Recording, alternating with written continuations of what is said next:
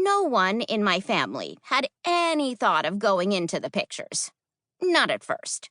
We were ranchers, cattle and sheep mostly, plus the ostrich enterprise. I heard about moving pictures from kids at school, but I never saw one myself until after I'd played parts in half a dozen different reels. By then, my brothers were on their way to becoming stars. The Daredevil Donnelly brothers, a death-defying cowboy trio. Which, of course, was a lot of piffle. Death-defying? My eyeball. They'd been racing horses across the chaparral since before any of them wore shoes. Nothing death-defying about doing it on camera. Not compared, say, to leaping out the window of a burning building. But that's jumping ahead. We lived outside Lemon Springs, California, in the eastern part of San Diego County. Our part of the county is thick with cottonwood, sagebrush, and yucca. Heaven for rattlers and the occasional tarantula. My mother taught me to sit a horse at age 3, because she said it was safer than running around barefoot in snake country. By the time I was 9, I could ride as well as any of my older brothers, and I never had the benefit of trousers and spurs.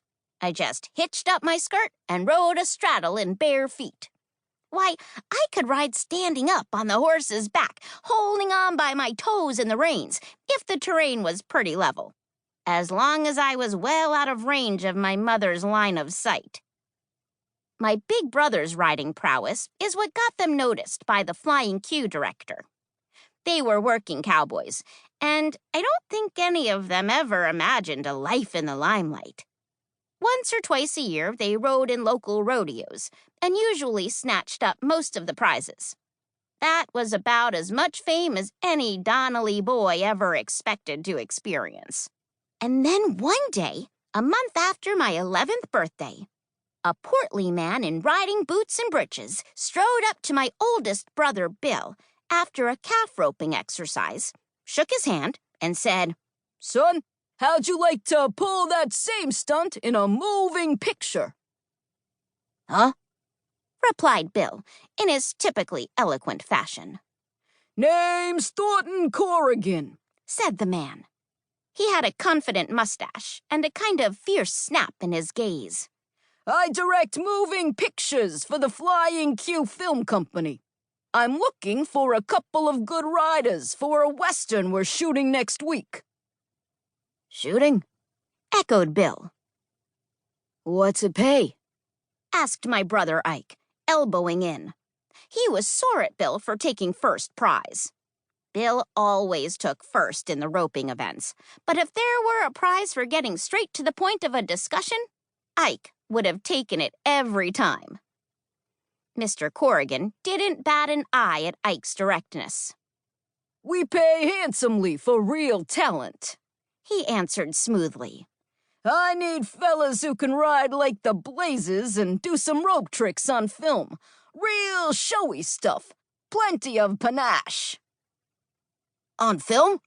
exclaimed Bill. "Like in the pictures?" "That's right," said Mr. Corrigan.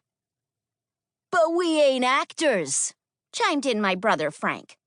He was 16, with one pitiful mustache hair for each year, more or less. I could see he was mighty impressed with Mr. Corrigan's bristle brush. "I'm not looking for actors, son," replied Mr. Corrigan. "I've got actors crawling out of my ears." I couldn't help but dart a glance at his ears then, even though I knew he was only being poetic. They appeared undisturbed. "I need real cowboys. I pride myself on the authenticity of my pictures." Authenticity, I repeated silently in my head. It was what my father would call a $5 word, and I had no idea what it meant. But I liked it. It sounded like a place I'd like to visit. By the end of that conversation, Mr. Corrigan had gotten himself invited to dinner at the ranch. By the end of that dinner, he'd talked my father into giving the boys a day off their cattle work to do some rope tricks in front of a Flying Q camera.